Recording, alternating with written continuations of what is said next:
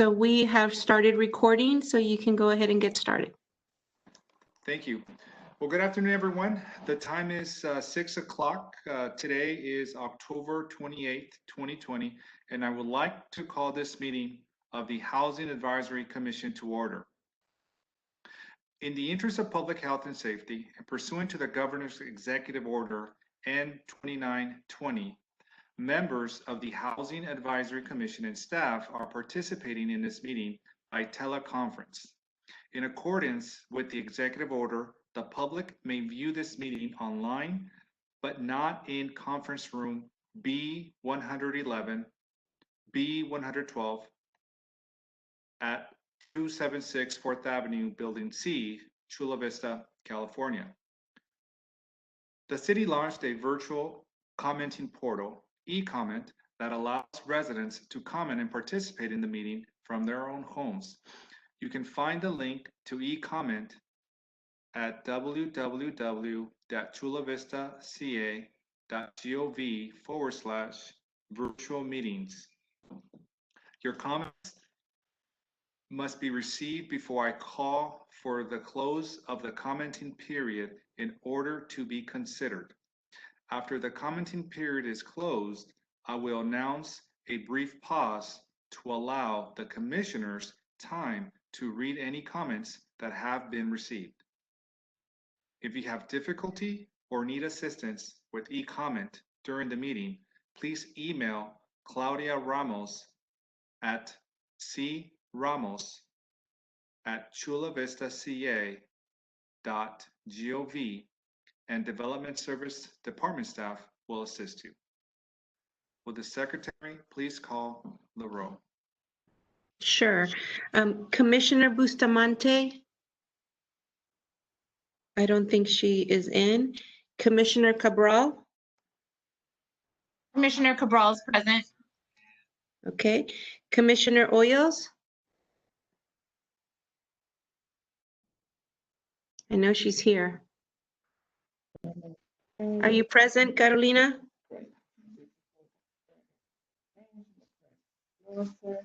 I'm going to say yes for her because I know she's here. Commissioner Vicky Lizama said she would be absent today. Commissioner Merino? Here, and I just talked to Jennifer. She's going to be logging on right now. Okay. And Chair Quero? Present. Okay. Thank you, Secretary. The first order of business is the consent calendar and approval of the minutes from January 22nd, 2020 and June 24, 2020 meeting. Do the commissioners have any comments?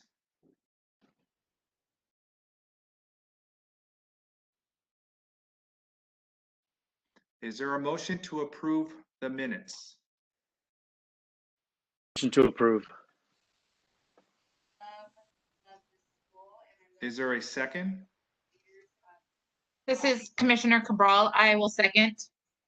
I have a motion by Commissioner Merino and second by Commissioner Cabral. Secretary Ramos, please conduct a roll call vote. Okay.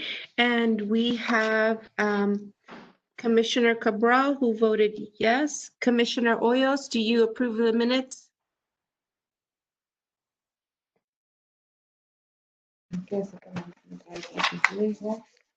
Okay, we can't hear her. And then Commissioner Merino, he was the first one who motioned to approve, and Commissioner Quero. Yes, approved.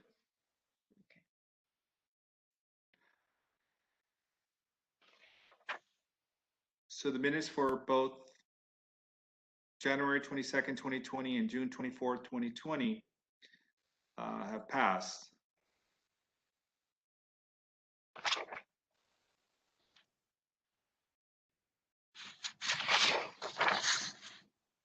So now we'll allow time for public comments. Public comments is the section on the agenda for members of the public to address the board on items that are not listed on the agenda. I will now call for a 2-minute pause to allow the public to submit any final public comments. Commissioners, as a reminder, please refresh the view on your screen to ensure new comments will appear.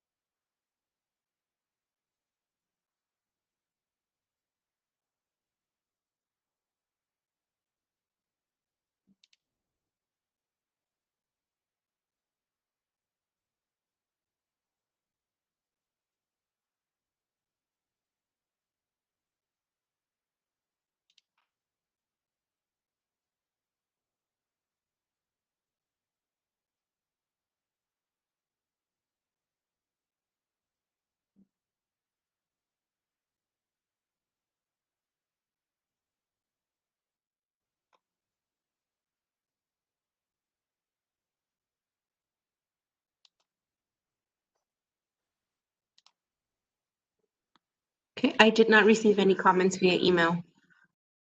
So the commenting period for public comments is now closed. Have the commissioners had enough time to read the submitted comments? So if no comments were submitted, we'll move on to our next item on the agenda. So the next item on the agenda is item number 2.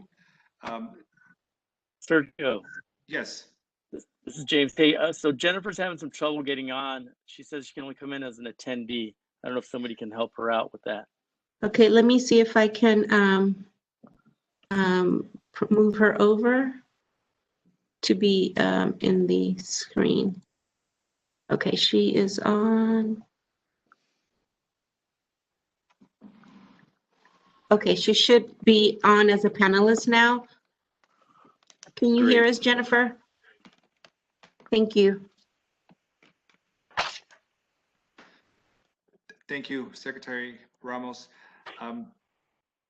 So we'll continue with the item number 2 on the agenda, the 2021 through 2029 housing element update, presentation by Leilani Hines, Housing Manager. Good afternoon. So you have heard this presentation a few times, and in fact, you just heard it in June. We're going to talk a little bit more. I'm going to share my screen here.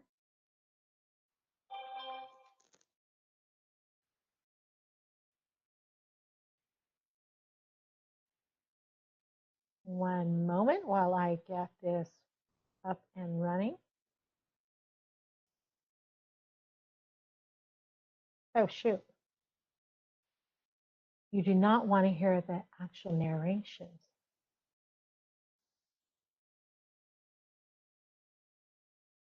So we've talked about the housing element and the process that we're currently in.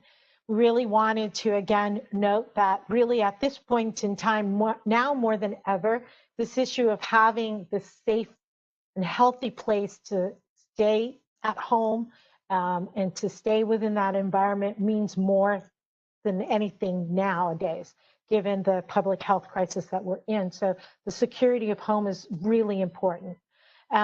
The housing element is a document that guides policies and programs for future housing growth through the next 8-year cycle. A big part of that, as we've discussed prior, is the regional share or regional housing needs allocation.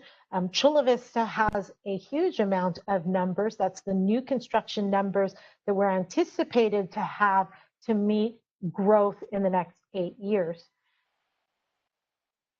Right now, we are in the housing visioning and the action plan process. I'm really trying to determine what do we want to look like 8 years from now? What type of housing programs do we want to be able to offer our constituents? And so that's a little bit of what I want to talk about with you today. So if we're expected to provide 11,000 new units in the future in 8 years, and 41% of them are for very low or low income residents, how do we do that? How do we start to meet the needs of those residents? A lot of this is going to be dictated by the state. There have been a number of housing pieces of legislation that have passed that really kind of tell us we are required to do some things. But we also want to make sure that even though the state is telling us we are doing those things, that we're really addressing this unmet need that we're hearing from the community. You as advocates for the community are communicating to us what we need to do. We really the new legislation starts to tie our hands, commits the city. If we're going to say we're going to do something in the housing element, we better make sure that we are doing that and that we're doing that within a very realistic time frame and not waiting for year 8 to start implementing or not even doing it at all.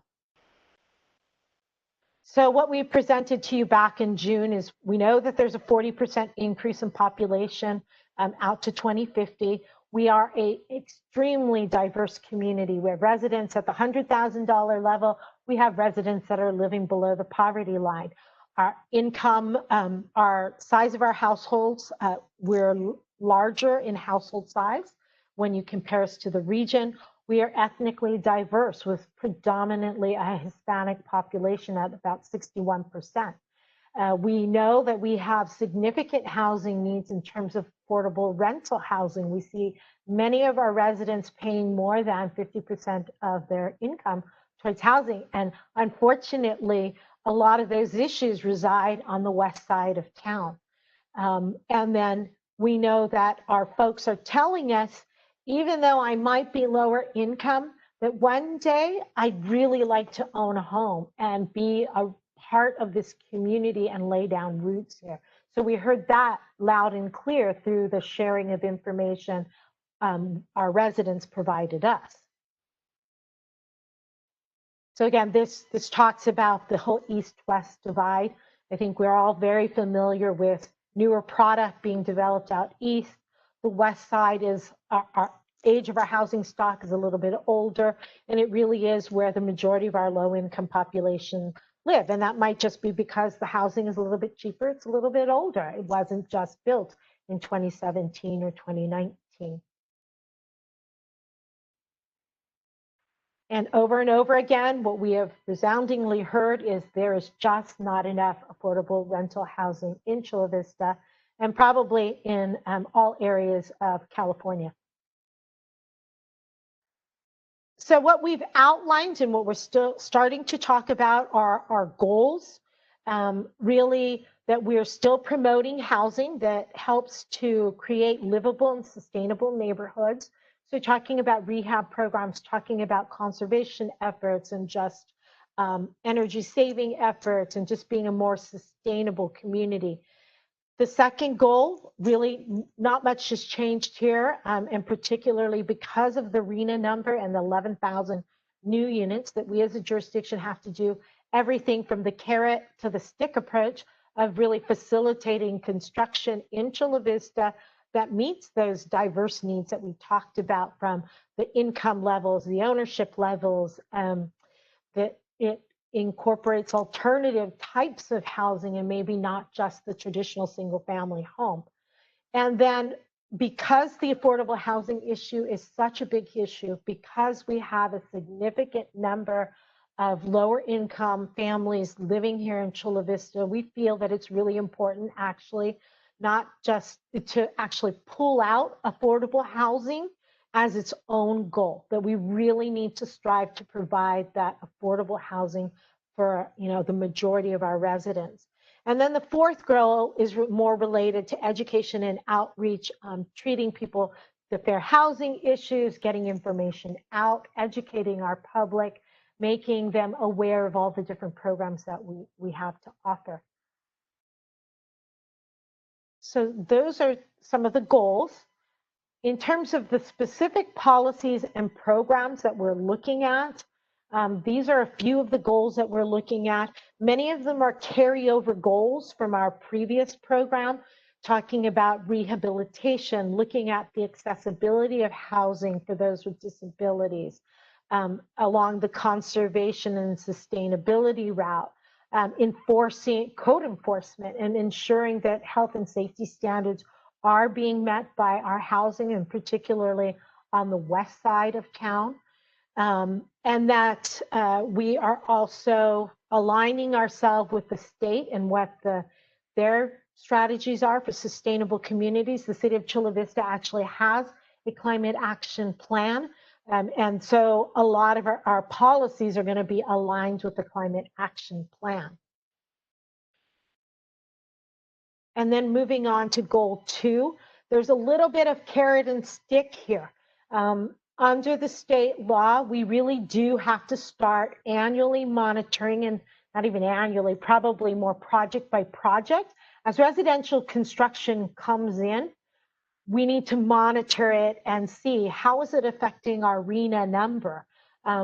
If a 200 project comes in, is it being built for our lower income population? Is it being built for our moderate income population? And what is that doing to our land inventory? And will we still, at the end of the 8-year cycle, still have enough available land that if a developer came in and said, I want to do affordable housing, that there's a space and a place in the community where they can do that? So that starts to become a little bit more of a stick approach of monitoring it.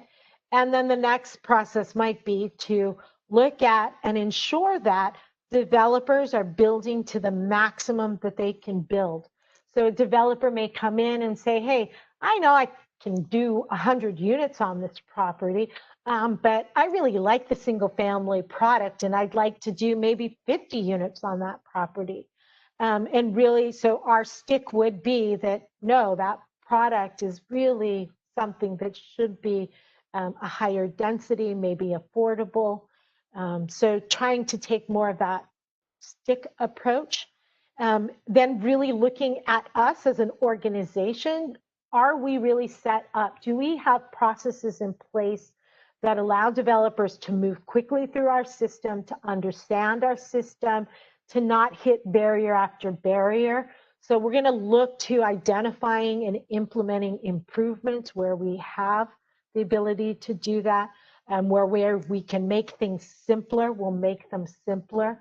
There's what we call a by right zoning, and we're looking at that. Maybe affordable housing is just by right zoning, which means that all I have to do is pull a building permit. Or maybe I might have to go to design review, but it's more at an administrative level versus going to planning commission. And so start to take some of those barriers down for developers. And then where we have the ability, and we'll hear a little bit about a new funding stream that we'll have, if we can incentivize and facilitate development, why not do that as well, if we've got the resources available?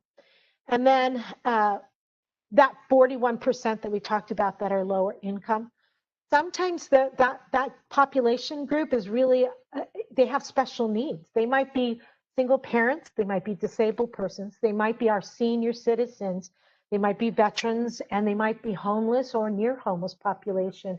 And so what the types of housing and the types of programs might be very, very different than it is for maybe a working class family where mom and dad are working, and they're just at that working class level. And so an apartment or first time home buyer opportunity may be great for them, but for our homeless population, that might not be suitable for them. Maybe they need permanent supportive housing. Maybe they need an accessory dwelling unit or a tiny home village, or maybe shared housing. So there are different types of housing that might be better suited to their needs. So that policy and the programs that will revolve around that, that's a little bit of what we're talking about.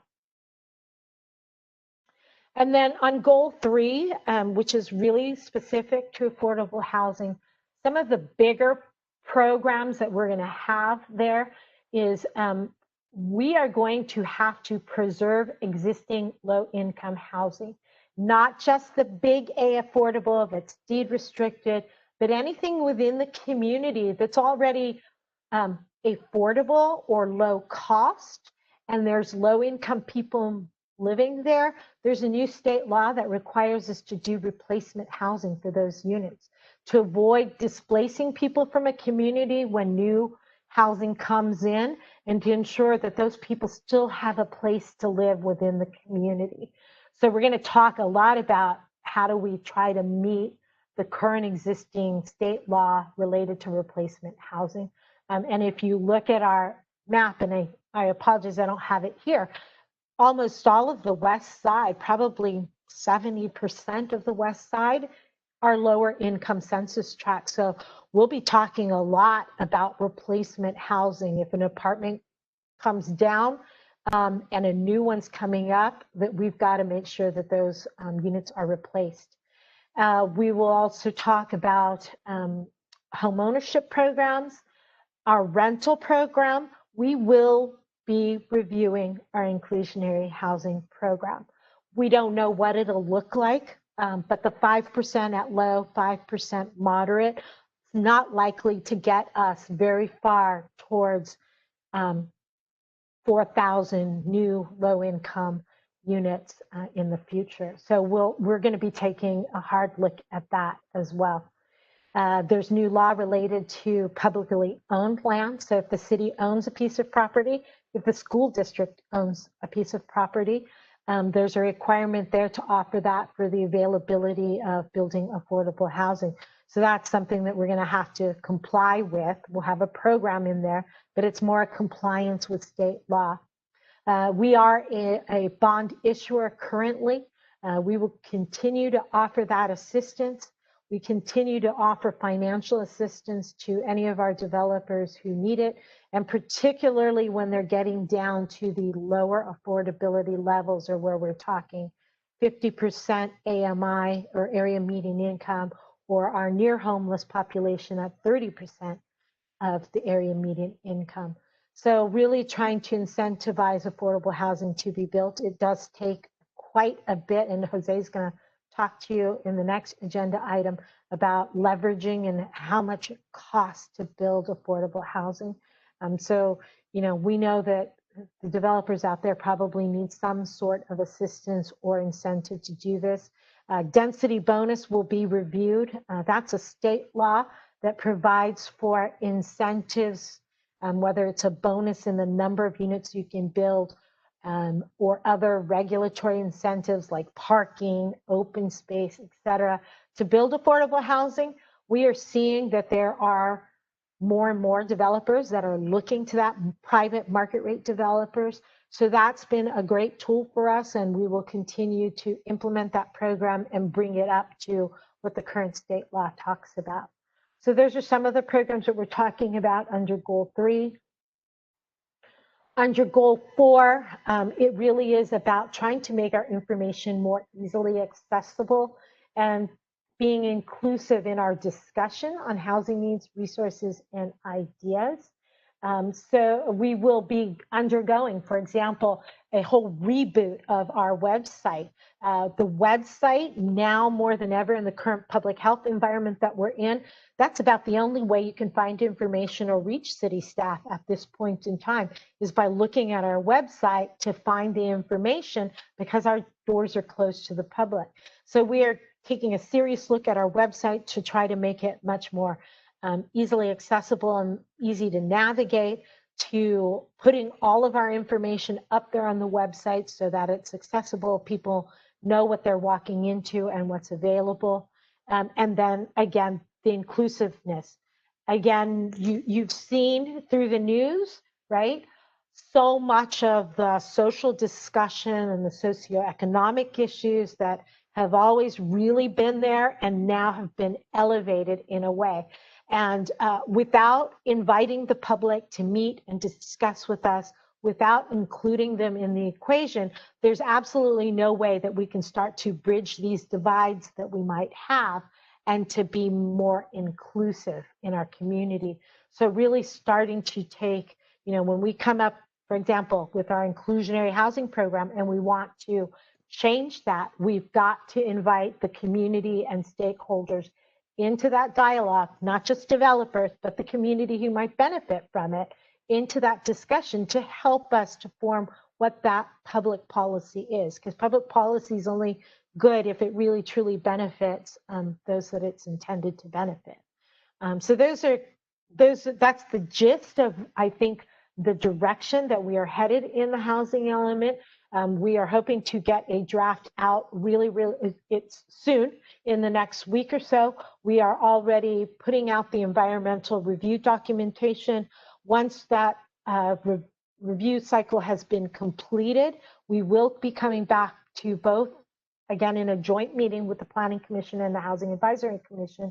That's our goal, is for you to review the entire document that's available to you. So that's kind of the next steps for us,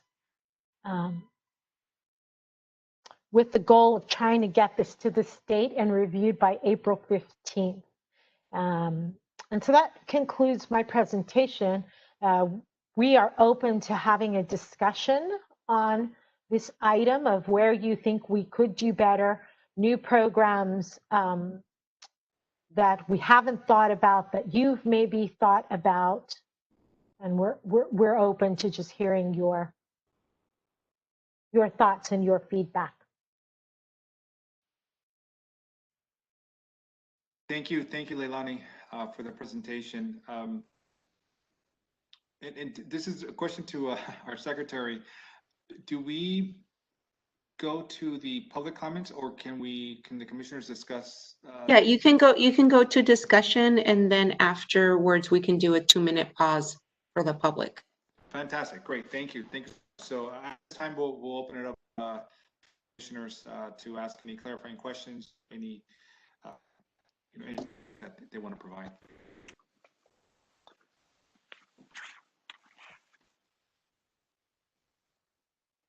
Well, let me go ahead and maybe discuss something that we might not have discussed, but it's something that I'm kind of coming up against, a barrier for people that are coming from low income and trying to get from either being homeless or displaced and trying to get into an apartment or a place. One of the issues that we've been having is that a lot of, although the apartment complexes are now having to accept Section 8 vouchers, and before they were able to not accept Section 8 vouchers in their complex, but now they're able to accept it. But the hurdle that the individuals are having is that the complexes are saying, well, that's fine, but your income needs to be 3 to 4 times whatever the rent is. So that's a hurdle to get somebody from a homeless situation or a income situation into a place where they can get into an apartment or into a rental. And so that's something we might want to look at. I don't know if that's something we can look at and evaluate.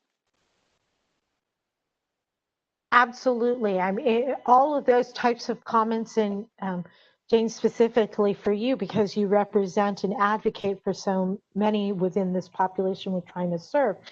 any assistance or thoughts that you have are greatly appreciated, because it is your clients that are facing those barriers and their hurdles. And so we want to know about that. So what I'm hearing is the ability to qualify.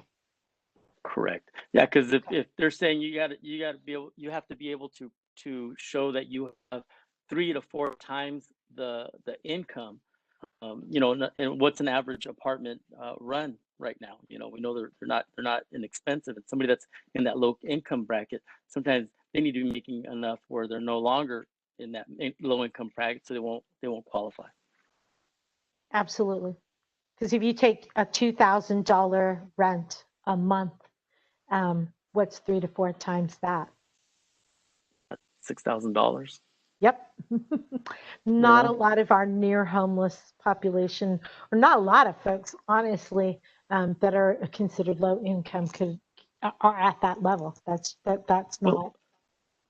Well, even when you're looking at somebody that's purchasing a home, I mean, I think that their DTI needs to be somewhere about at like 35. They even go up as high as 45, 50% in some cases, and that's even more reasonable than what some of these landlords are saying.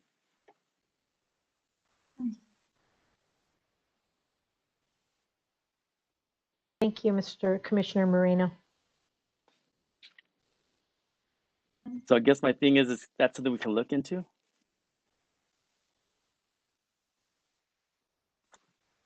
Yes, I've got your comment, and we'll look at that and relay that through the housing line. Great. Leilani, this is Commissioner Cabral. Yes. I wanted to go back to goal number 1. Mm-hmm. The code enforcement and the health and safety Yes, portion. ma'am. So I do live on the west side of Chula Vista, and we've seen an influx of homeless people, men, women, younger adults. And I know that's been an overload on our HOT team, which is our homeless outreach team. I've personally had some experience with them. But it seems to me that there's not enough shelters, or maybe James, you can help me with this, or any other resources that we can give to these residents at this time. Is that something that's on our board that we could discuss? Or I know we had talked about it in the last housing element about giving resources and finding land that we could maybe possibly build a shelter or some sort of resource to our homeless residents. Has there been any more discussion? Yes. So there have been a number of pieces of legislation related to homeless, and making it easier to provide that housing. So in the last housing element cycle, we were required to have a zone in which an emergency shelter could be built. We went ahead and made that modification to the zoning code to allow emergency shelters in, I believe, our light industrial zones by right. So they could just pull a building permit and go in. There's some new legislation related to low barrier navigation centers, transitional housing, supportive housing. And so we'll have programs that talk about how do we remove those barriers for that type of housing.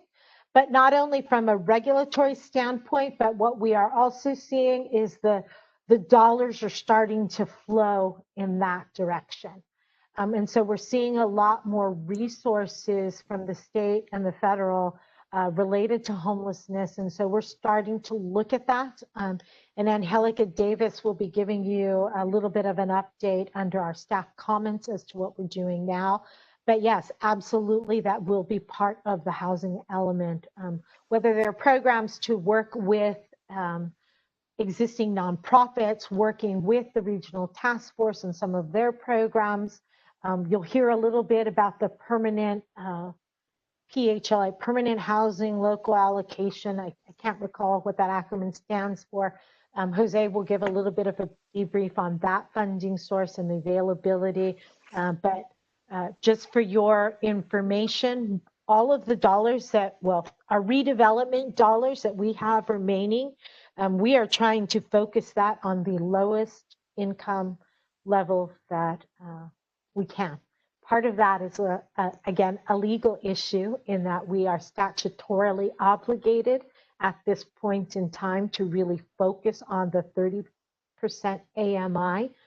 So that is where we're focused on.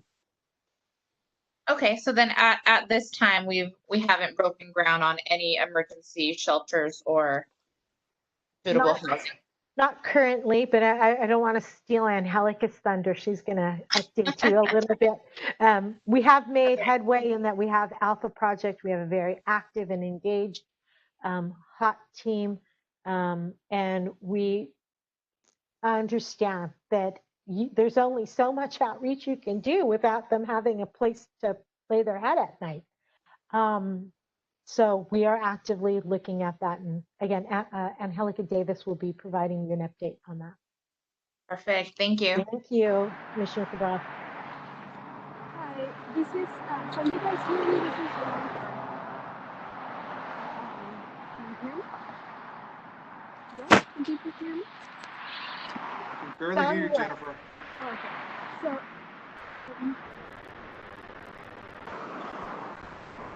can you guys hear me? Much better. Sorry.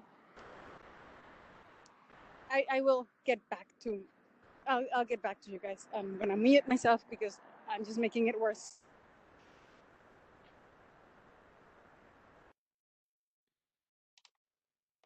Great.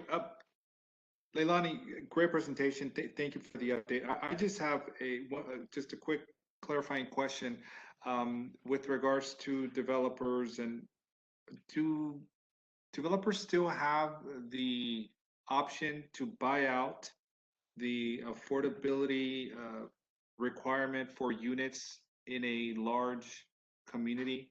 And please correct me if I'm seeing or if I'm confusing the question, but there was a time where if say there was a 5% requirement for affordable housing units, the developer had the option to either build those required units within their communities or just pay, quote unquote, the fee so that they wouldn't have to build those affordable units. Yes, you understand that correctly. We do, that's our balanced communities or our what we term inclusionary housing program. That is still an active program. We very rarely allow a developer to buy out of their obligation. Usually that's because they may have been at the end of their development and say they took a parcel of land that was originally supposed to be for commercial. Now they've turned it into residential. And for economies of scale or other financial reasons, they're not able to build that smaller obligation. So we don't do that very often. It is still, it actually has to be an available option under, I think, the current court cases that we have. So it's out there. And again, we are looking to review that policy completely. One of the projects that the Planning Commission is reviewing tonight as well is a new development proposal on Industrial Boulevard, where the question is being raised, why are they not providing affordable housing? Because we do have a balance, it's called the Balanced Communities Policy. There was a decision a few years back, maybe in 2012, where our council stated it is about balance. So we have sufficient low-cost housing in the West Side. And so do we really want our community to have more affordable housing? And shouldn't we try to vary that mix up a little bit? And so there's a built-in waiver into the program that if a project is coming into an already low income census tract, we waive the requirement on the balanced communities. You know, that hits a number of, you know, socioeconomic philosophies, right? But on the other hand, one of the other issues is that, but we still have low income residents that just need housing. And so, you know, which one weighs more heavily than the other? So I think that that'll probably be a discussion that we have in the future when we revise and relook at the inclusionary housing program. Great, thank you. Probably more than you wanted to know. I No, apologize. that's Thank you. good, thank you, thank you. I will now call a 2-minute pause to allow public to submit any final comments on the item above before the commission deliberation. Well, we just had the deliberation. Well, Secretary Ramos, can you just make sure am I at the right step? Yeah, so now what we will do is we'll put a 2-minute timer, and I'll post the e-comment link in the chat so you guys can see it. So if any members of the audience or the public comment, you can see it there, and I'll share my screen and put a 2-minute timer. Great, thank you, thank you. Sure.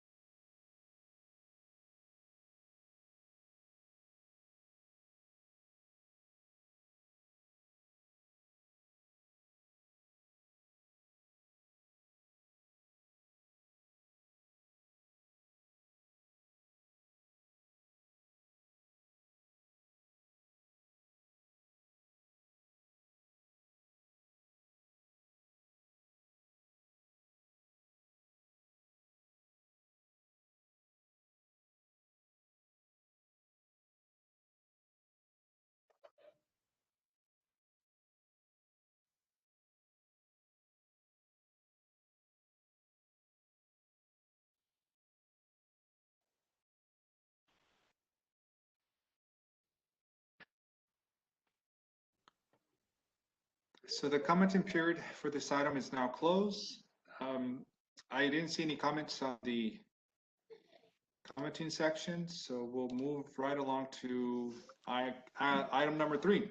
So the Otay Ranch Apartment Village 8 West by Mira Housing, and staff project manager Jose Dorado will provide the update.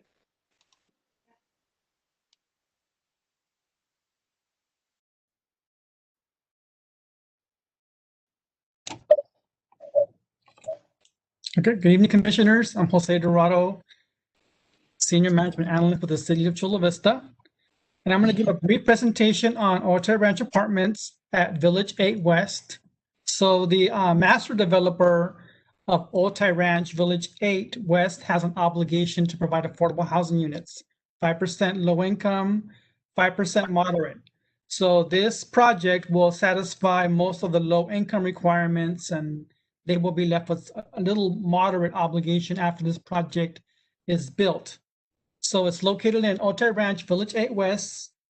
It's kind of south of Olympian High School in that area. It's comprised of 175 units. There's 2 units for the resident managers, 55 1 bedrooms, 72 2 bedrooms, 46 3 bedrooms. And it's going to be located nearby the town center of Village 8 West. So it's going to have a great location and great amenities. So the city, acting as a bond issuer, as a housing authority, we're going to be doing the bond issuance for $35 million to assist in the financing of the projects. There's other financing such as tax credits and seller carryback financing.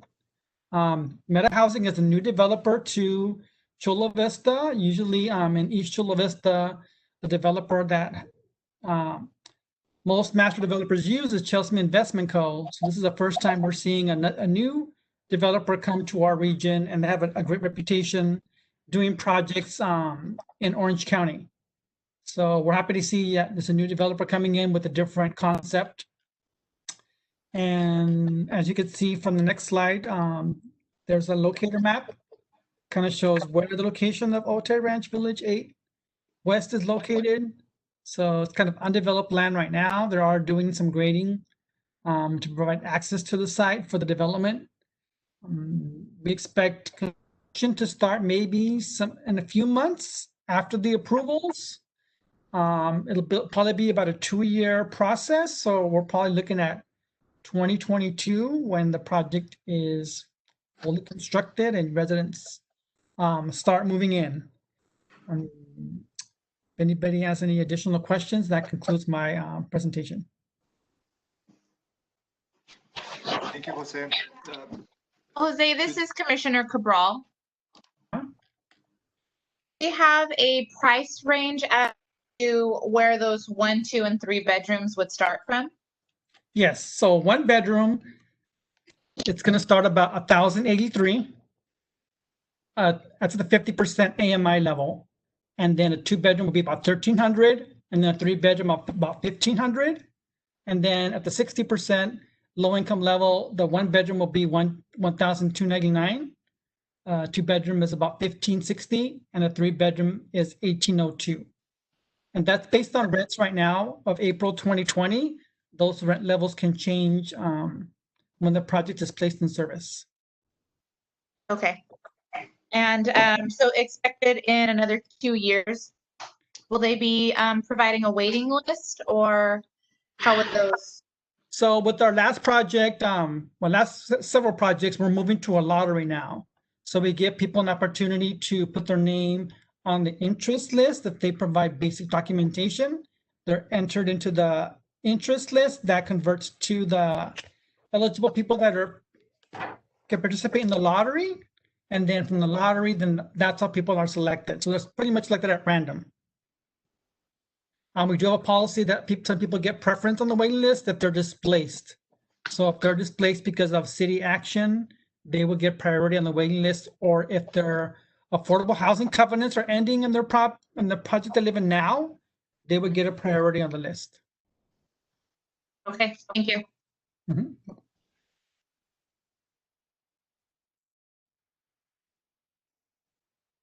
Jose, did the developer Meta Housing mention anything about joining or resident services that can help within the financial space, such as financial workshops, any type of additional supportive services that residents can take advantage of to say, maybe have a plan, like a 3 to 5 year plan of potential looking into home ownership down the road? Yes, let me check and see exactly. Give me a brief second. See, when each developer submits an application for financing, some of them are required to provide services to get more competitive points. So let me see really fast if they received any points. So for a period of 15 years, they have to provide residents with high-speed internet or wireless Wi-Fi service in each project unit. They also have to provide, within the 15-year project period, they have to provide residents with an after-school program of an ongoing nature on site, and there must be an after-school program available to project residents within half a mile of the site. So that's kind of like one of the conditions. There's also other financial literacy requirements, computer training, home buyer education, GED, resume building, ESL, nutrition, exercise, health information and wellness, art, parenting. So they're required to provide classes to residents. So this, because of the competitive nature of all these projects now, they're highly competitive. Before, the financing wasn't as competitive. Now, in order for them to receive those extra points, they have to provide these extra services. So this is one of those projects that has, they have to provide services and financial literacy classes, as well as Wi-Fi to residents. So again, it's one of the first projects that we've seen in a while that has that component that it's required by the developer to provide those services to the residents for a period of no less than 15 years after it's been placed in service. Fantastic, fantastic. Thank you. Thank you, Jose. Commissioner Carroll? Yes. So this is Leilani. I am interested in your question because I think that we do see that as a need within our homeless population, within, our lower income population, these education and life skills part of it, and particularly around financial literacy. We have had difficulty, quite honestly, in trying to find agencies or organizations that provide some of those kind of life skill courses, whether, it's how do you maintain and budget for a home and the issues that may come up, just how do you saving, et cetera. So we're interested in that. And I think that you will also probably see that as part of a component, if you will, of the housing element. So if anyone has any leads that they can share with us and talk to us about that, I think that is something that we have seen with the clients that we work with. Absolutely, absolutely. Of course. I know that there's a program, and you probably dealt with them before. I know they tried coming to Chula Vista, but it's called the Townspeople, and pretty interesting program where the individuals that are selected to live in their comp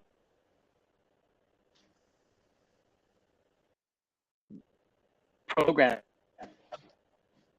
on their. I know that they have a pretty good model that maybe help to figure out how you do it, and they do it well. Thank you. We appreciate that because it really, you can put the roof over their head, but our idea is that not only are you putting their roof over their head, but that you're helping to improve their quality of life, and hopefully, year after year, they're able to better their quality of life. And so I think that's all of our aim, right? Absolutely. Also, there might be some cross collaboration between the San Diego Housing Commission. They have the Achievement Academy that houses lots of, financial services, supportive services, soft skills services, workshop services on workforce development, just an array of really, supportive type of, I don't want to say like counseling, but just overall, in terms of moving the needle on financial improvement, and of course, workforce development. So that could be another avenue to potentially collaborate with. So for this action, for this item, we're asking for the commission's support. So can we get if you guys done the comments, can we get a roll call on how you guys vote on supporting the project? This is Absolutely. Jennifer, and I want to make a comment on that before we move to support it, because I know we are requiring the developers to provide these services, but it's also competitive for the residents. So I would want to see personally some requirements from those people applying for these residences, especially they're going to be subsidized for such a low price, that they commit to attend some degree of these classes, because the developer can only provide so many services, but if the people don't go, it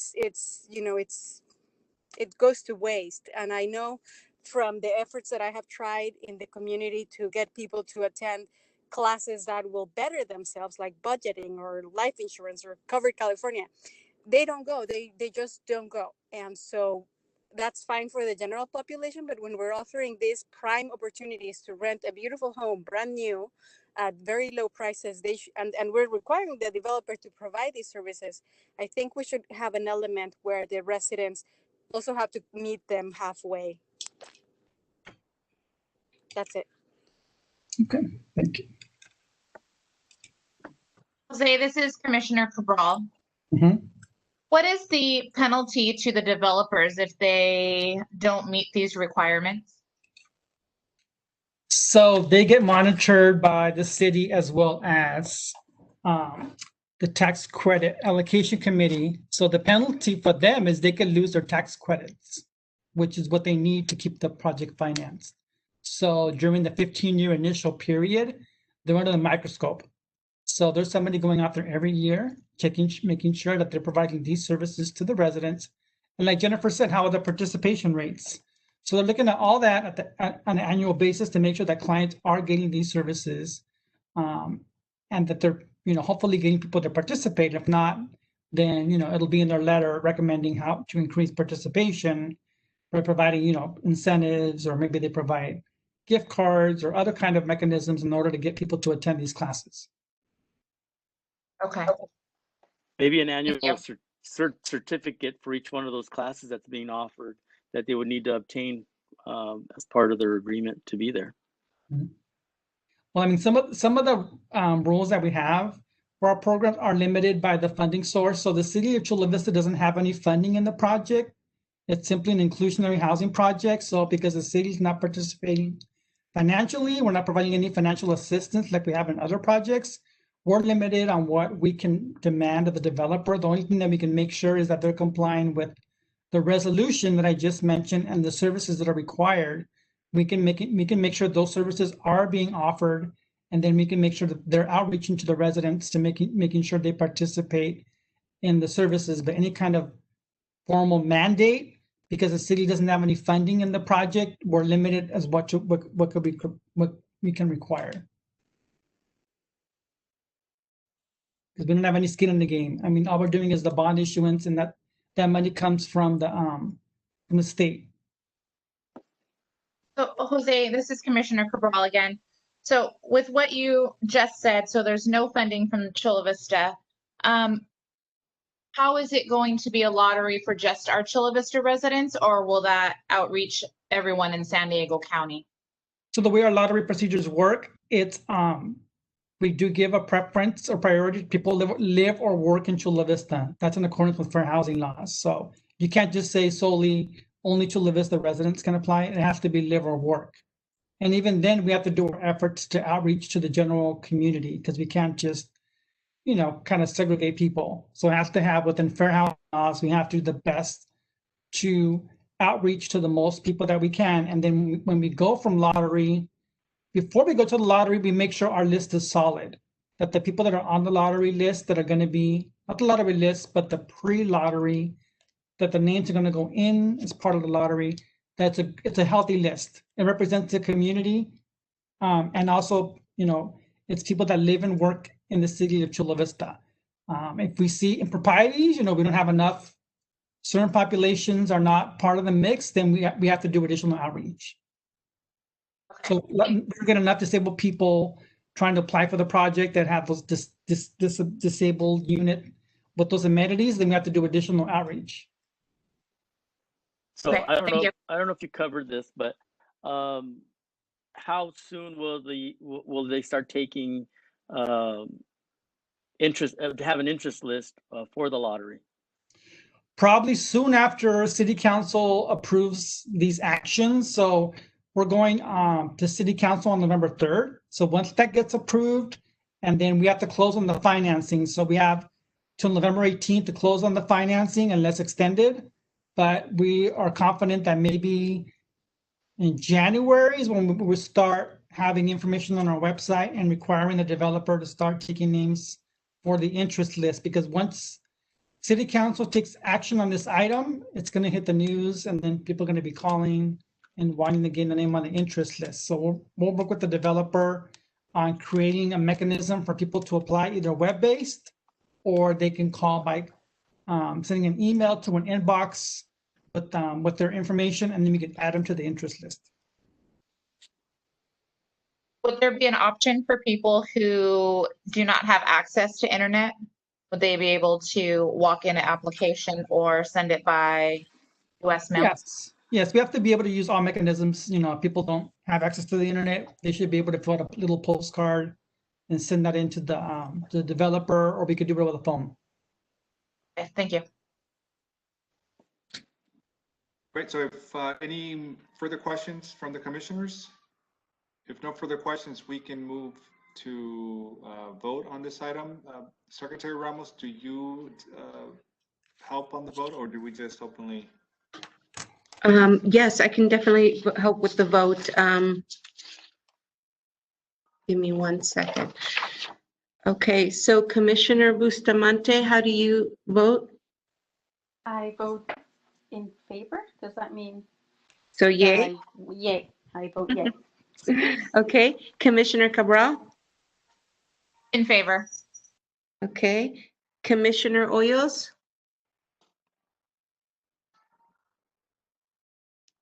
I think we've been having trouble with Carolina hearing us. Okay, in favor. Okay.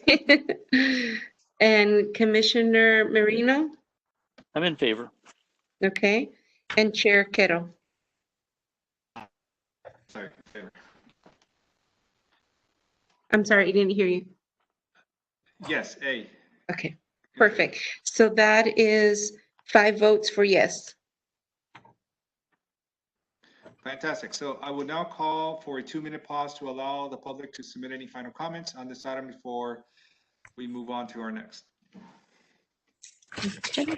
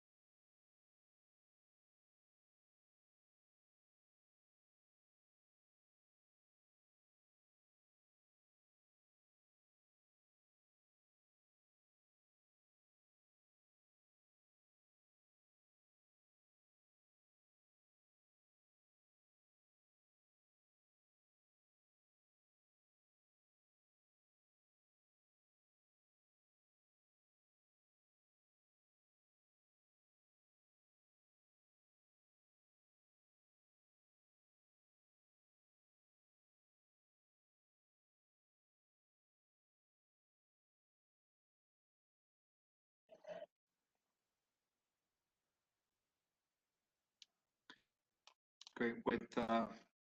With no, excuse me, with no public comments for this item, we'll move on to the next. The next item on the agenda is item 4, COVID-19 impacts and programs to address.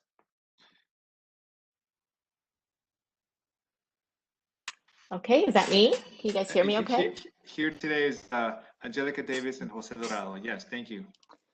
Thank you. So I will not have a PowerPoint like Leilani or a nice slide like Jose. You get me today. So once again, I'm Angelica Davis, Senior Management Analyst with the Housing Division, and Jose and I will be providing an update on what housing has been up to since March when the pandemic hit. And I was remembering that the last time I was at a HAC meeting, I think it was in January, probably the end of January. And man, little did we know, right, that we would be in this situation. So it's lovely to see you guys, even though it's virtually. I'm still happy to be here with you. So shortly after the pandemic hit, the federal government jumped into action to pass the CARES Act, and that would bring funding to cities to address issues caused by the pandemic. So the funding came in through the same sources as our other federal block grants like CDBG, Home, and ESG. And because of the nature of some of our existing programs and the population that we serve, So the housing division was able to jump right into action. So not only were we able to increase some of our existing services that already served that population, but we were able to implement some new programs that would help alleviate some of those issues that we anticipated would come as a result of COVID-19. So we were lucky that in so many ways, we have so many community social service partners that we already have, and they were like quick and up to the task to tackle some of these issues alongside the housing division. So as the stay-at-home directive came, we were especially concerned for the most vulnerable. So some of the needs immediately, I mean, were evident. Like I said, particularly for our most vulnerable, our homeless, our seniors, our low income, the needs were immediate and they were evident, such as food. And then we quickly started to realize, like, oh my goodness, like we know what the issues are right now. We don't know where we're going to be or what the needs are going to be in a few months. So we started anticipating what those would be. So for starters, we did increase the funding on some of those programs that already assisted our low income and our vulnerable community. And that included like our food programs for our low income and particularly our seniors. Just as soon as this happened, we reached out to our existing partners and said, hey, are you seeing an increase in demand for services? And they're like, absolutely, like the phone is ringing off the hook, especially for our seniors. So because we already had a contract with them, we were able to jump right in and just increase the amount of funding that was given to them. Unfortunately, the stay-at-home directive and having all the families in close quarters increased the calls for service for domestic violence, which is extremely sad. So unfortunate. But then again, we already had a contract with one of our providers that provided these type of services. So we were able to increase the funding for that as well. And with these challenges, we see the opportunities, right? So we designed together with South Bay Community Services, again, one of our partners, a child development and childcare program to have a safe space for students to go when parents finally went back to work.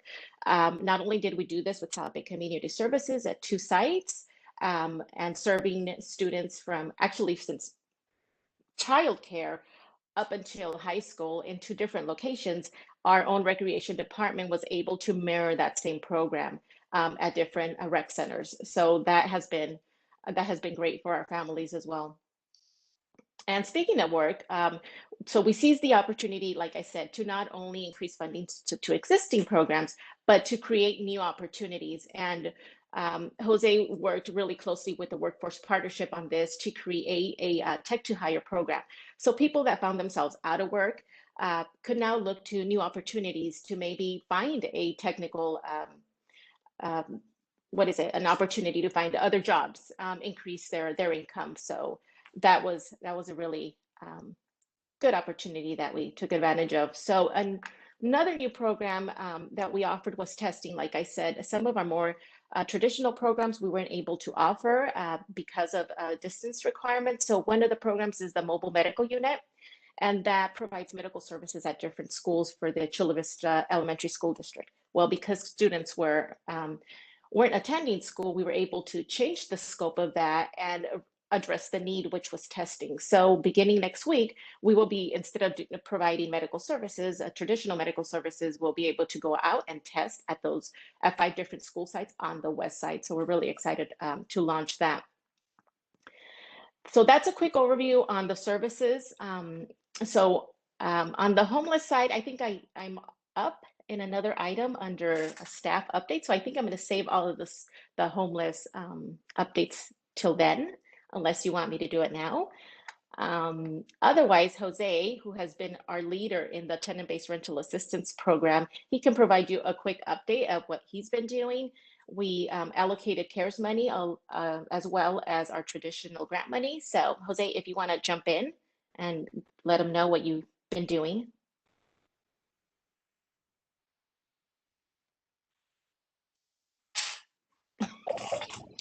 That wasn't on me. Okay. When I heard from the community there was a need for rental assistance, we went to City Council and got several approvals for different programs to help the community with rental assistance. So we did this allocation back in actually May. So May 12th was when City Council took the first action to allocate money to help people that owed back rent. Then we added additional funding that were more flexible funding sources from our state low and moderate income housing fund, previous redevelopment funding, and that allowed us to go to a higher income level to up to 120% of the area median income. So those funds were depleted pretty quickly. It was a flexible funding source, so it required just showing people that a COVID-related tie and that they owed back rent. Then when the city was notified by the county and the state that they were going to share some of their state CARES funding and county CARES funding, we added some money for rental assistance for that program as well. And that program, we had a little bit more rules to it, but it's been a successful program, and we're still continue to accept applications at this time. So at the beginning, we put all the applications out. We set, application period deadlines for people to apply, but South Bay has concluded all of their audits, and there's going to be some remaining fundings to assist additional households. So right now on South Bay Community Services website, there is funding available for people that need help paying their back rent up to $6,500. So to date, we spent about almost $1 million of funding, and we have right now an additional maybe $250,000 to help people that have COVID-related ties. And then Chula Vista families or households were able to apply for the county program. So the county had a county-wide program for $24 million of their general fund, and anybody from the region except for certain cities, they were excluded for various reasons, but Chula Vista was included in that pot of money, so they were able to apply for up to $3,000 of rental assistance. So the county's still reviewing their applications, but we just opened up our application period again this week. So if anybody that needs assistance, they can apply through South Bay Community Services website, fill the application out, and we can assist with up to $6,500 for back rent that is owed to landlords. And we're happy to answer any questions regarding any of the programs. Thank you. Thank you, Fantastic. Jose.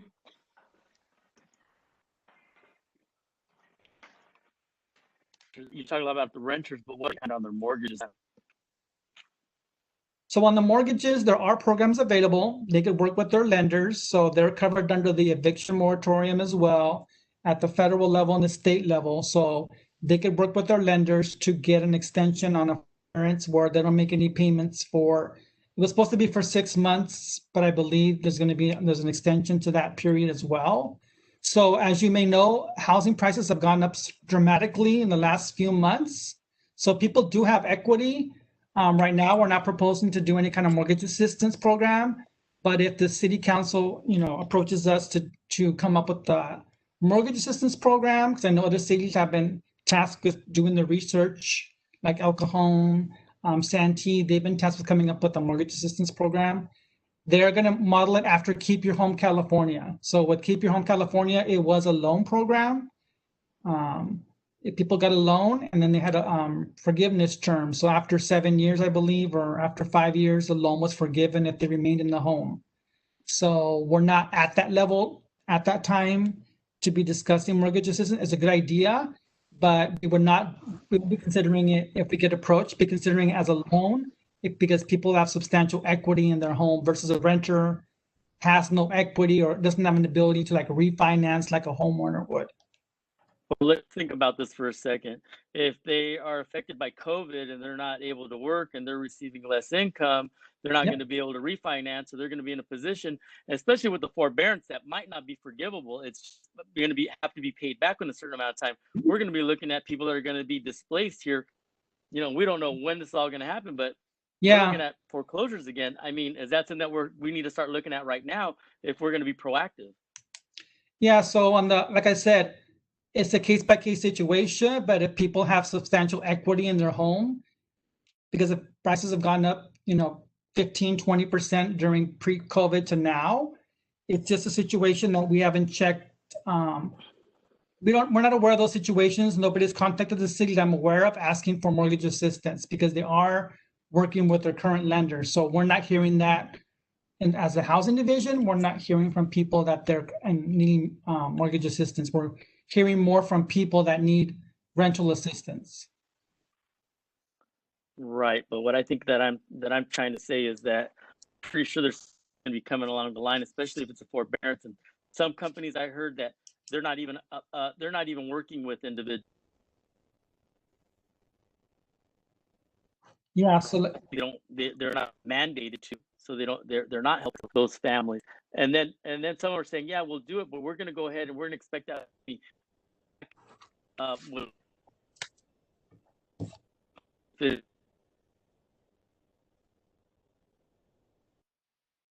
our home, and now we're saying dream home or so whatever it is, because impacted because of this crisis.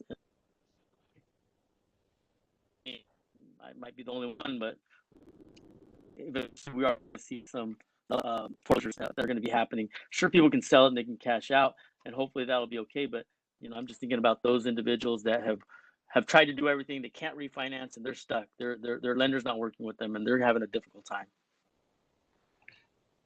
yes, we understand that, and we have, that's one of the items that we're going to be considering in the future. If we get enough community response saying that we need a program that helps with mortgage assistance, but like I said, we would model it after the programs that were done during the recovery back in maybe 2009 to 2013, where those Keep Your Home California were forgivable loans, where there was a term that they would get assistance for a certain period of time to pay their mortgage payments, but it was a form of a loan forgiven after a certain period of time. Right. So with not to sidetrack the conversation, but with the Keep Your Home California program, there were kind of like layers, right? So for instance, referencing what Commissioner Marino had mentioned, if someone was unemployed, then that required a different assistance. So under the Keep Your Home California, you had the unemployment assistance that was real specific to someone that was unemployed versus someone who potentially just fell behind on their mortgage payments.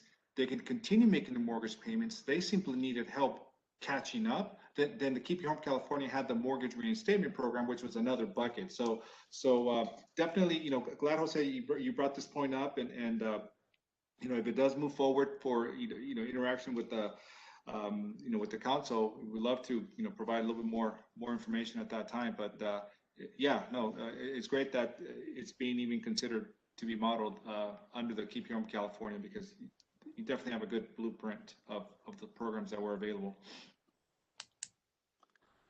So we're thinking about it, but it's still, it's based on demand. If we're getting enough demand for the program from our constituents, then definitely it'll be a program that we would come up with and model it after existing programs and set aside some funds for mortgage assistance. But like I said, some people have mortgage payments that are $2,000, $3,000 a month. So, we have some people that maybe they owe $45,000 in back mortgage payments. So with our assistance and the limited amount of funding that we have, we have to come up with some guidelines that provide people with a set amount, because I know Keep Your Home California, those were different times.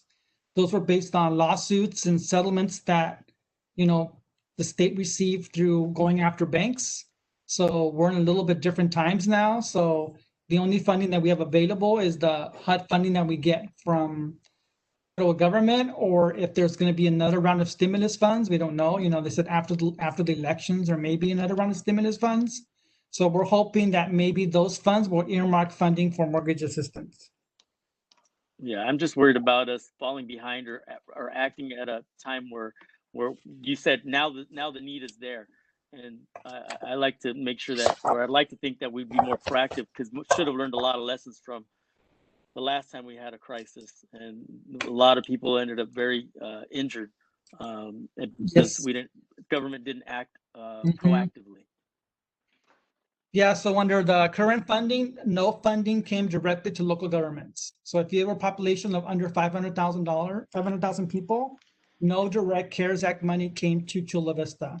We were grateful that we got some money from the county and some money from the state, but at this time, we're hoping with the next stimulus funds, that funding comes directly to jurisdictions so we could help more people, and under our own rules, set up programs and policies that could help people, not just renters, like you said, maybe help homeowners or other population groups, because people are coming up with some really creative programs that are, being leveraged with other funding sources, like the Workforce Partnership Program that helps people get reemployed and getting into another trade, because some people that, when they were let go of their jobs, they weren't treated very fairly. So we're trying to get these creative programs and stretch the money as much as possible to be creative and help as many people, get out of the situation and move into better job opportunities. And then also, keep their homes. We don't want people losing their homes,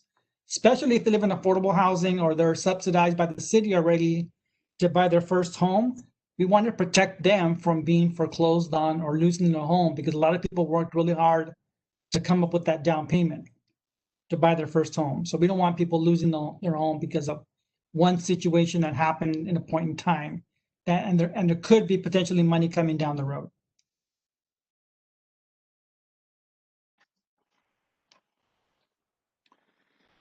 Do we have any other commissioners with additional questions for Jose or Angelica? I'll just make a quick comment to congratulate both Angelica and Jose, because just thinking ahead of what's to come, like Angelica said earlier on during the pandemic, you were already thinking what were the challenges going to be next. So I commend you for that, because I know right now you only have so much money that you can give, so you can make the most of it by helping renters. But I know that in the back of your mind, you're already thinking of homeowners and what options can you offer them. So I know it's challenging, and I'm very just congratulations for thinking that way. Thank you. Thank you. I appreciate that. With no more comments, I will now call for a 2-minute pause to allow the public to submit any final comment on the item we just delivered.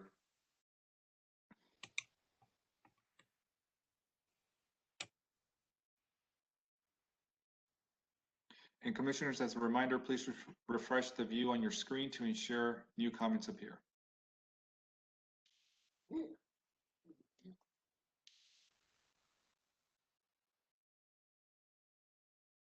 Yeah, the e-comment link was posted in the chat, so you should all be able to see it there.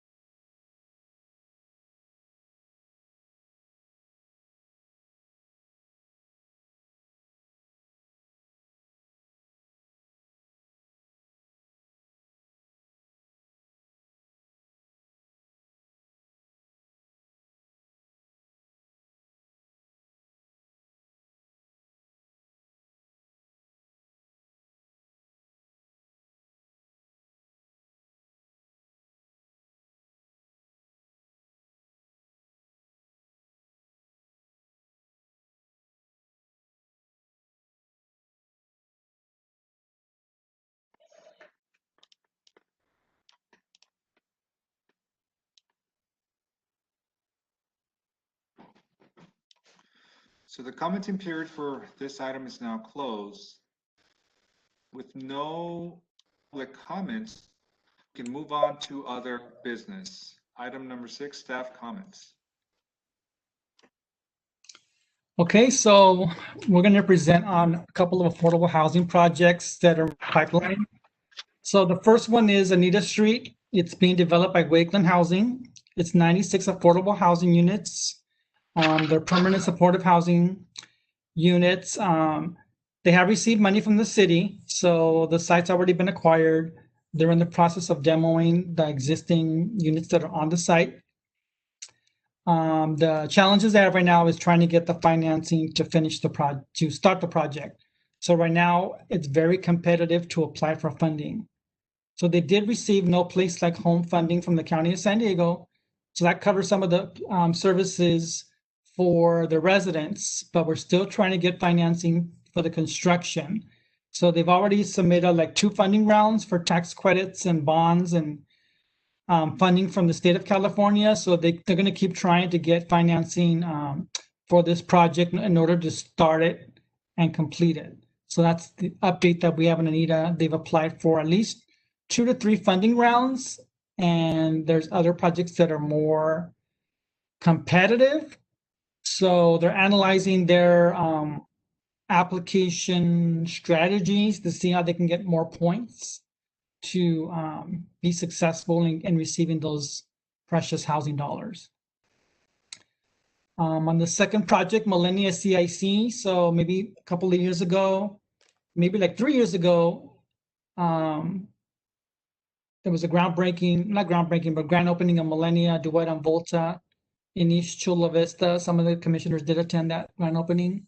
So Millennia and CIC Management, which is Chelsea Investment Co. They're proposing to develop a project next door to Duet and Volta.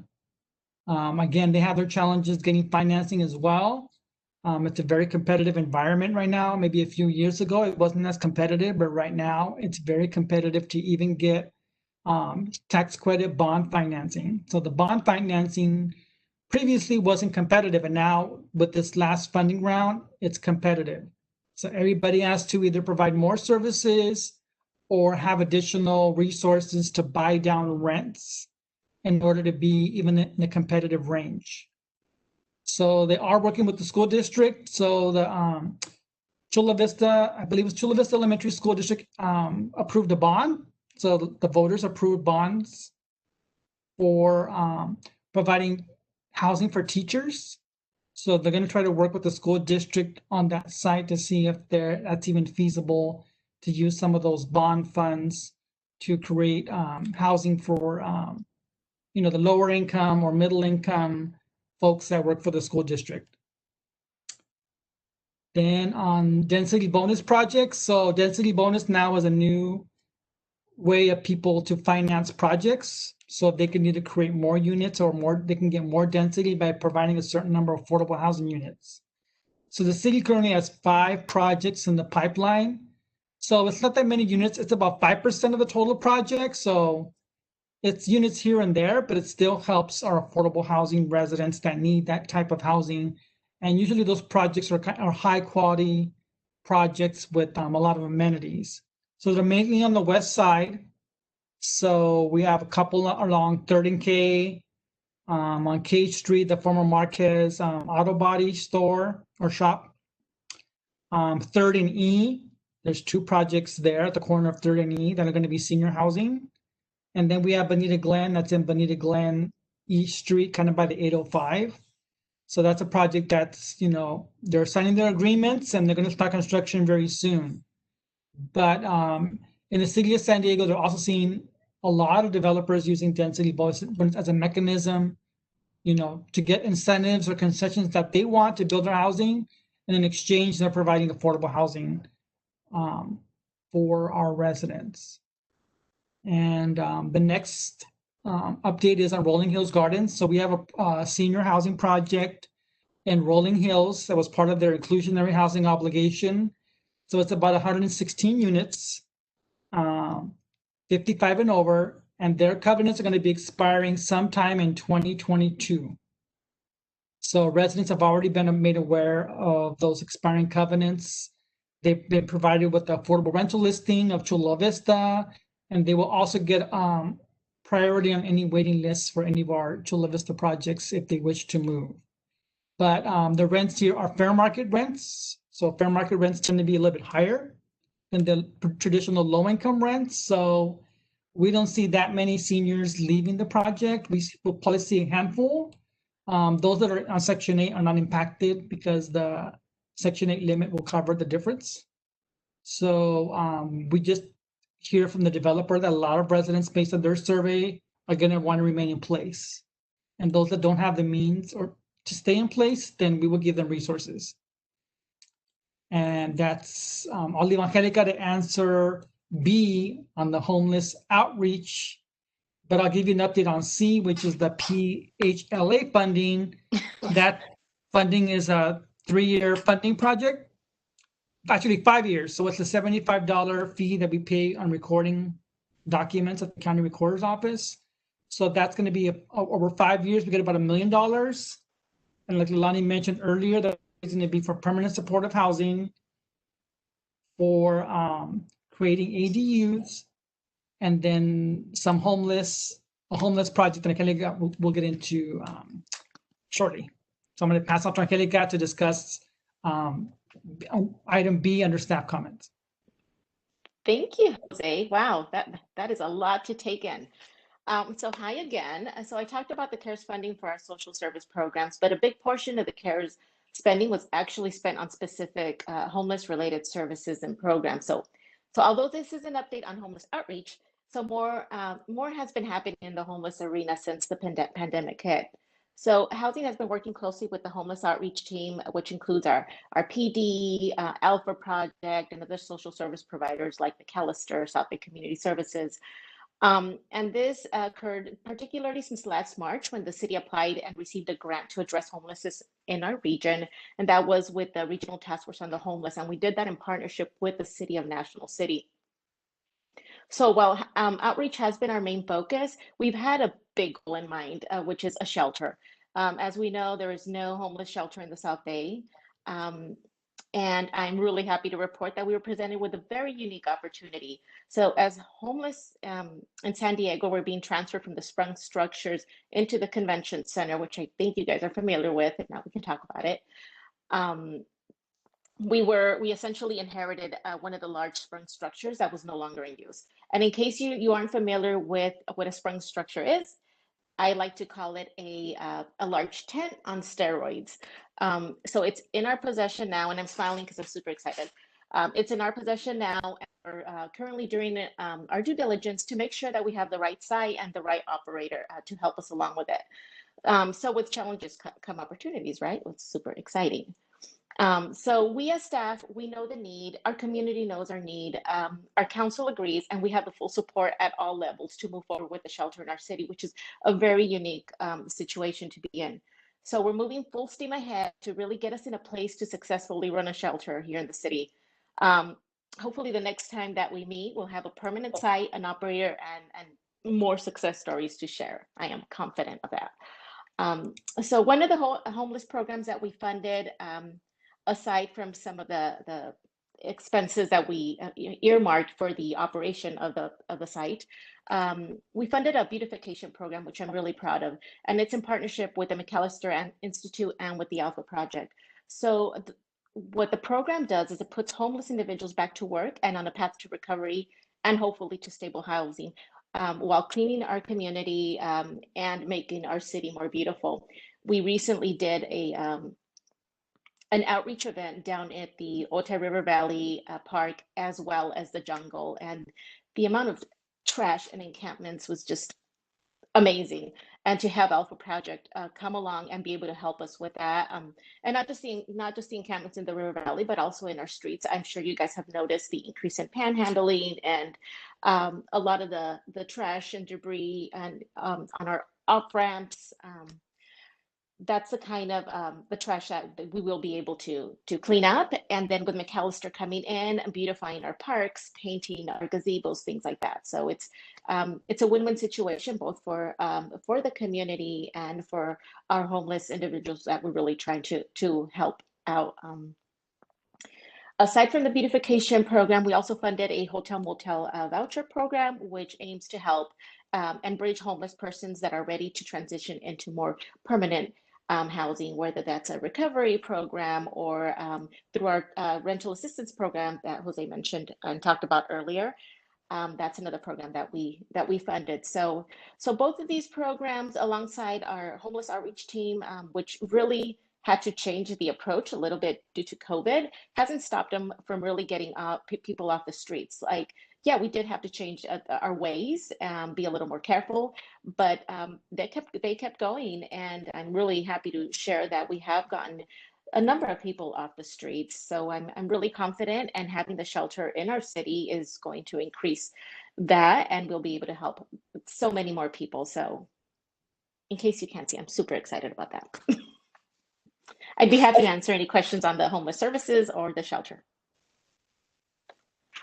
How will other organizations be able to either bid part of that shelter?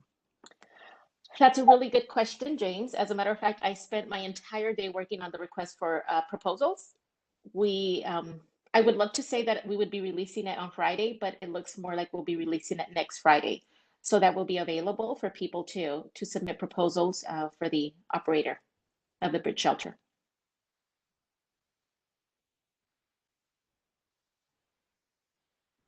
This is Commissioner Cabral. Do we have any money set aside for, say, the health and safety of, say, our residents? I also live on the west side of Chula Vista, so I've seen the increase in homelessness, but I've also seen an increase of people that are urinating in the alleyways. They are defecating on our streets. Mm-hmm. Is there a pot of money that's dedicated to the safety and well-being of our Chula Vista residents? As far as people that are trying to serve the homeless population, or just as far as clean up the areas?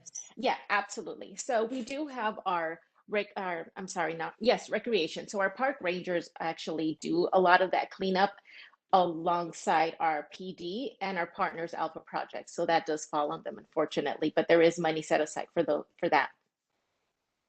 Okay, just really quick, I do live in an alleyway where our homes, the garages are in the alleyways, and so are our driveways. So that's a perfect opportunity, a perfect spot for the homeless to come in, do what they have to do, and then they leave.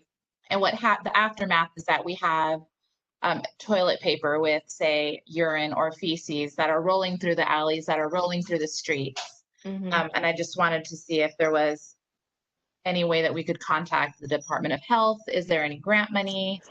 Is there anything like to put more resources maybe out on the street, say porta potties or, hand washing stations, particularly more so on the west side of Chula Vista? Right. So the like you said, the porta potties and the hand washing statements. Oh my gosh, stations.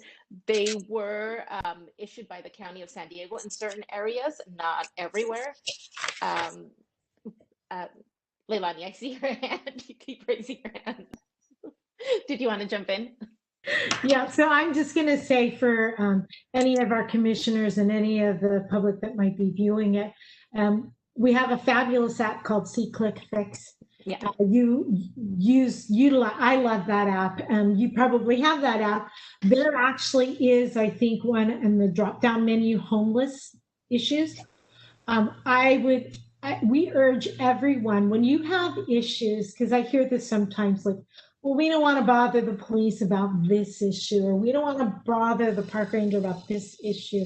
The only way we can really, it's this data analysis part of it. The only way we know that an area is becoming a problem is if people are reporting that it's a problem, and not just reporting one time, but several times by several people. And then we know, oh, shoot, that's really a problem area.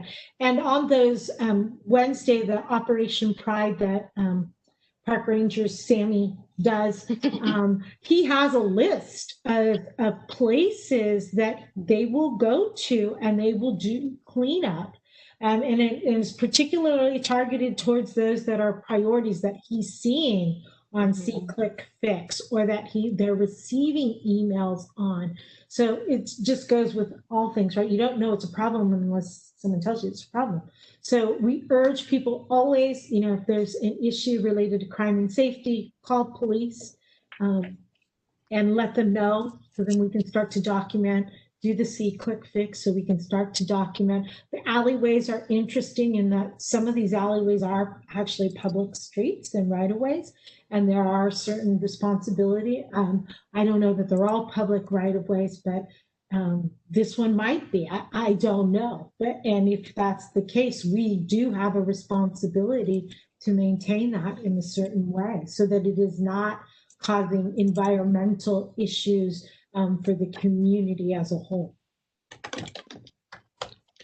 Thank you. One thing that's interesting, this is Commissioner James. One thing that I know is interesting is that there's a lack of restrooms right now available for anybody, whether you're homeless or not. Because if you're out on the road, you need to start thinking you need to go to the bathroom. You need to find a place that's going to allow you in. A lot of places aren't going to let you in and use it. So, you know, sometimes I know we said it, we blame it on the homeless, but you never know who it is because sometimes you got to go. You know, that's funny that you mention it. One of the part of the shelter, one of the things that we did purchase before we secured, we did purchase laundry facilities already. So get ready for that.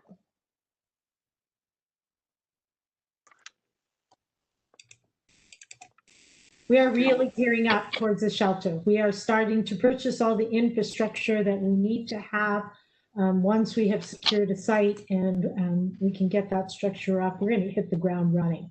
And Helica's We already did. Yeah.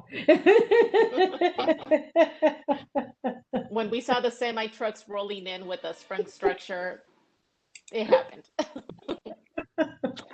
I'm sorry if I missed this part, but how many people will the shelter house or have the capacity to house?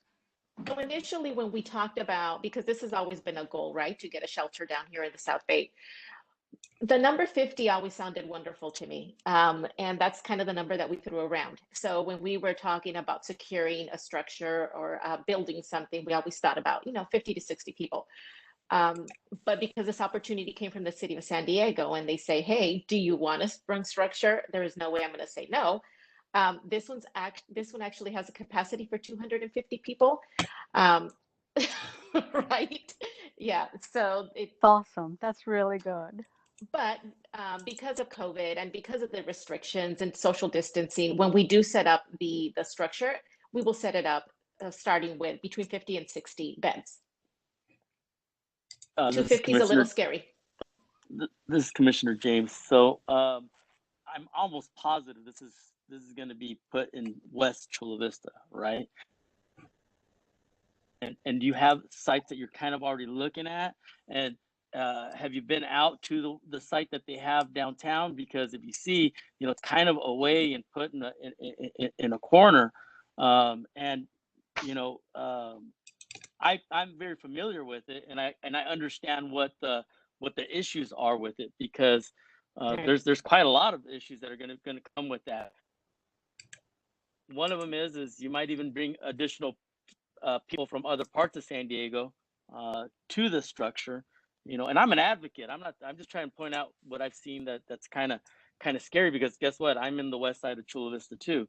So to me, I go, I know that when in downtown, basically it's come and go as you please and do whatever you want, and and the drugs and the alcohol and it's really concentrated in that area. Right. And if you walk around, boy, it's pretty nasty. Absolutely. And that's one of the considerations. One, it is a goal for us to assist the homeless, right? But we definitely don't want it to be more of a negative impact on the community, which is why we're doing our due diligence to make sure that we do have a site that isn't exasperating the problem even more. So yeah, I think that part of it is, and I don't know if we're going to have the same model, but the model they have downtown is basically do as you want, just come here and sleep. And so there's really no rules to it other than that. I mean, and so what I've seen is a lot of disorder. Could I ask which in particular are you talking about? All three that they had in San Diego? The one that's down by Logan on the corner of like 17? Logan, the ball. Yeah, down there. So okay. No, that's good to know. it's just kind of, when you look at it and you walk around there, because I was, not recently I walked around there, but when I walked down there when we were free to walk around and just kind of not stay home, Right. I remember walking there with my children, and just within the vicinity, I mean, it was, condoms, urine, there was, bottles, there was trash. It was, it was nasty, and this was not right in front of the shelter, but this is all adjacent or a block away or a few blocks away, and because when they come to the shelter, of course, everything's a little bit better, but that block and a half, whoa, was pretty interesting. So, you really got to think about how you're going to run it and how strict you're going to be about running something like that. Absolutely. Absolutely. I appreciate those comments. Angelica, I have just one more comment. This is Commissioner Cabral. I think when we do start looking at filling that tent, I think another issue is going to be storage. The homeless, they secure all their belongings. Everything that they have comes with them. I think we do need to have a dedicated spot to storage. I think that's another portion that we need to look at. Right, absolutely. We currently do have storage facilities that our HOT team manages. We will have storage on site as well. So that is a consideration. Thank you. Yes, of course. Any additional comments from commissioners? We'll flip-flop 7 and 8 just so that we can wrap up our meeting tonight. Okay, well, I just want to thank everyone, Leilani, Jose, Angelica, and Secretary Ramos for helping us with this meeting tonight, as well as the commissioners. I do want to make an announcement that Commissioner Owuzu submitted her request to depart from the commission. As you can see, she wasn't here today. So, just wanted to thank her for her time, for her dedication, for her feedback, for her commitment to our advisory commission and to the city of Chula Vista. We wish her well. And, with that, know that we have the opportunity for a potential new commissioner to consider joining our great advisory board. So be on the lookout. And if there's anyone that you see would want to provide their expertise, their service to the city, then definitely forward those names to Jose and Leilani and Angelica. So with that, I just want to thank everyone for their time. And it is 7:47, and I just want to confirm that our next meeting is to next year, Leilani, January 27th. Is that correct? That is correct per your schedule. However, I would say that we would look to have a special meeting with you all, either latter part of November, early December. Okay, so we'll keep that in mind. We'll definitely keep that in mind. Also, Leilani, just sort of to remind you about last year when we did the point in time count, that we wanted to be included. And I think that's going to be before our next meeting. So if you can just make sure we are involved and engaged, because I know last year we were informed after the fact. And yeah, I think it was the day I was listening to the minutes. Yes. It was the day we exactly. Right? Yeah. Yeah. So please keep us posted so we can participate. Absolutely. If Absolutely. I may, Commissioner Bustamante, so there was talk, because of COVID and social distancing, we might not do it this year. That's what the Regional Task Force on the Homeless was talking about, because the requirement is to do it every 2 years. So technically we did it last year, so we don't have to do it this year. But we will definitely keep you posted. If that does come up before our next meeting, I will let you guys know too. Perfectly understood. Mm-hmm. Fantastic. I'd like to just share one last thing. Is I know once for kind of talk we were much as a group because we're getting together not as often, and I know that now it's different. We have Zoom and we have this platform also, and we're kind of doing it. But I would like to see us if we could still try to do that, come together, and also not just have the topics that the city's bringing to us, which is great, but also having time to bring topics that we feel in our neighborhood, in our city, what's going on, and maybe having that where we kind of bounce off of the city and off of ourselves to better our community. Because a lot of times we take up a lot of our time is taken up with what's going on, what's planning, what's the presentation, but not really kind of saying, hey, here's some of the root issues that we see going on in our community. So maybe we could have a commission meeting where we kind of have that point. Hey, what are things that we see? What are things that we might want to see done in our city, or help those in housing, or help those the homeless, whatever it might be. But it's just a thought. No, absolutely. I agree with that. So we'll go ahead as a staff and plan for your January meeting, that we agendize that, a discussion of future topics or concerns, or maybe we could, I don't know if we can just have it as part of a standing agenda. We'll look at that. Great. Thank you. So it is 7:50, and I'm adjourning this meeting to our regular meeting on January 27, 2021 at 6 p.m. in conference room B111, B112 at 276 4th Avenue, Building C in Chula Vista, or it will be a virtual. So with that, good night, everyone. Everyone. Oh.